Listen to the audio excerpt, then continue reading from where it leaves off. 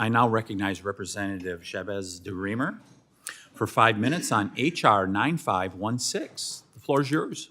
Thank you, Chairman Tiffany, Ranking Member Neguse, and members of the subcommittee.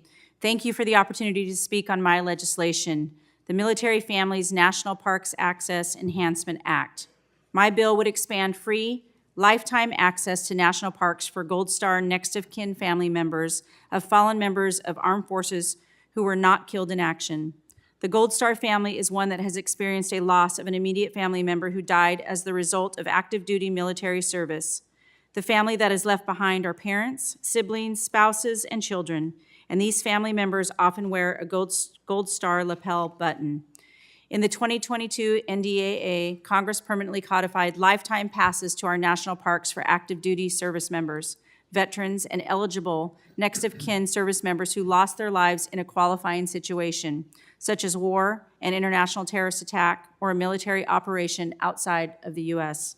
However, some Gold Star families who wear the lapel button are confused when they are turned away from free access to our national parks.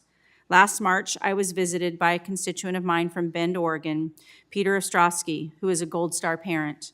In 2020, his 20-year-old son, Jack Ryan, tragically was lost during a United States Marine Corps pre-deployment combat training exercise near San Diego.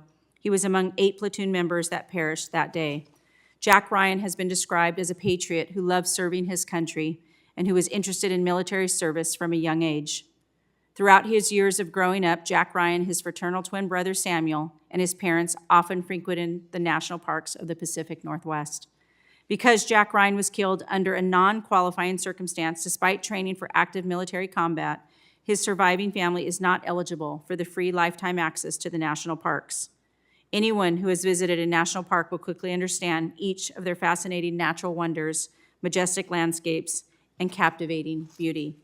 Many have described preserving the national parks as the best idea Americans have ever had, an opportunity to appreciate the stewardship of nature and a deeper sense of pride of what our nation has to offer to its citizens in this world.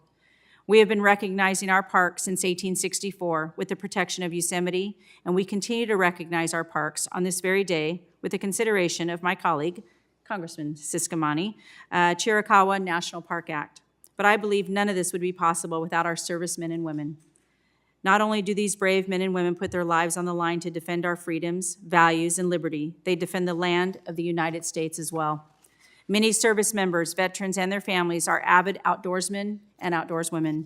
That is why, should these servicemen and women pay the ultimate sacrifice for defending our nation's land, regardless of where their sacrifice is realized, their surviving families should continue to freely access our national parks to hike, to camp, and to reflect on their loved ones, to continue making lasting memories, and to find moments of peace.